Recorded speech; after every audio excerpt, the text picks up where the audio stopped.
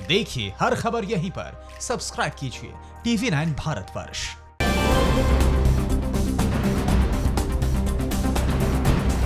और अब बात करते हैं यूपी उत्तराखंड की। अपने किस बयान को लेकर घिर गए यूपी के सीएम योगी आदित्यनाथ? लखनऊ वासियों के लिए क्या है आज से राहत वाली खबर? कहां पर शादी की 25वीं सालगिरह पर निकाली गई बारात तो हो गई FIR दर्ज। आप देखिए यूपी उत्तराखंड की बड़ी खबरें कौन सी हैं न्यूज़ टॉप 9 यूपी उत्तराखंड में।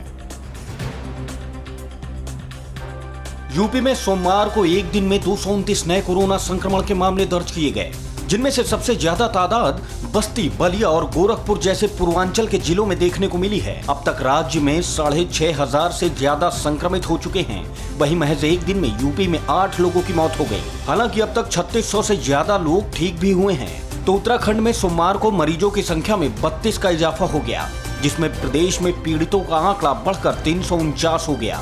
इन लोगों में सबसे ज्यादा प्रवासी हैं। इस बीच दिल्ली गाजियाबाद सीमा को एक बार फिर सील कर दिया गया है। यूपी के सीएम योगी आदित्यनाथ अपने ही बयान में फंसते नजर आ रहे हैं। प्रियंका गांधी ने योगी के बयान को शेयर करते हुए सरकार पर निशाना साधा। दरअसल योगी कह रहे हैं कि महाराष्ट्र से लौटे 75% और दिल्ली से लौटे 50% लोग संक्रमित हैं। सरकारी आंकड़ों के मुताबिक 25 लाख लोग अभी तक यूपी लौटे हैं। ऐसे में लगभग 10 लाख लोग संक्रमित हैं, जबकि सरकारी आंकड़ों के मुताबिक अभी तक 6,500 लोग ही संक्रमित हैं।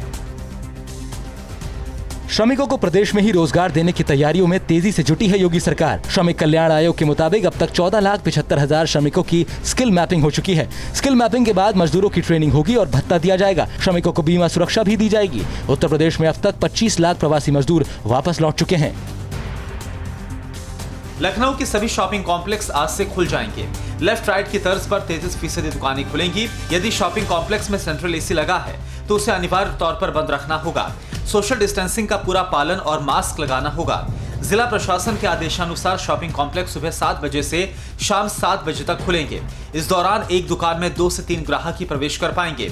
दुकानें 6 दिन खुलेंगी, एक दिन बंद रहेगी। उस दिन पूरे कॉम्प्लेक्स को सैनिटाइज किया जाएगा। मानकों का पालन न करने पर 5 लाख रुपए तक का जुर्माना लग सकता है। कोरोना की त्रासदी में जी रहे लोगों को यूपी के बरेली के एक शख्स ने बड़ी राहत दी। दरअसल शकील कुरैशी नाम का यह व्यक्ति लोगों को फ्री में दवा बांट रहा है। शकील का कहना है कि इस कोरोना काल में लोगों के पास रोटी के लिए पैसे नहीं है, तो वो दवाइयों का खर्चा कैसे उठाएंगे। यही सोचकर उन्होंने ये मेडिसिन बैंक शुरू किया है। शकील को फ्री दवाइयां बांटने की प्रेरणा मेडिसिन बाबा से मिली, जो गली गली दवाइयां बांटते हैं। बरेली के टोपी नगर में बस पर चढ़ने को लेकर धक्का मुक्की के दौरान एक प्रवासी मजदूर के 10 दिन के बच्चे की मौत हो गई। राय बरेली के लालगंज निवासी सुरेश और उसकी पत्नी निशा हरियाणा से घर जा रहे थे। निशा के हाथ में 10 दिन का बच्चा था। आरोप है कि भीषण गर्मी में बस पर चढ़ने के दौरान बच्चे ने दम तोड़ दिया।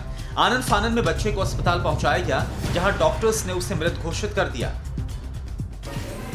यूपी के टापा में एक महिला और उसके बच्चे को बेरहमी से चप्पलों से पीटने का मामला सामने आया। थाना कोतवाली क्षेत्र के हर्षनगर में महिला की संपत्ति हड़पने को लेकर कुछ दबंगों ने महिला की पिटाई की। बताया जा रहा है कि 2007 में पति की मौत के बाद से ही महिला मानसिक तौर पर विक्षिप्त हो गई, जिसके बाद दबंगों ने महिला के मकान पर कब्जा करने की कोशिश की। लखनऊ के मड़ियाव में पुलिस के साथ मुठभेड़ में एक बदमाश घायल हो गया। बदमाश वीरेंद्र यादव के पैर में गोली लगी है। घायल बदमाश बीते दिन बिजली कर्मचारी के घर में हुई लूट की वारदात में वांछित था। अलीगढ़ में कृष्णा टोला में शादी की 25वीं सालगिरह के मौके पर बारात निकालने को लेकर शख्स के खिलाफ मुकदमा दर्ज किया गया।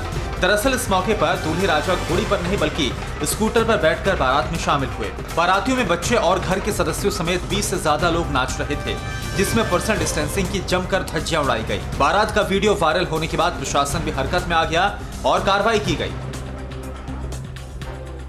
फिक्र आपकी, सोमवार से शुक्रवार रात 9 बजे सिर्फ TV9 भारतवर्ष पर।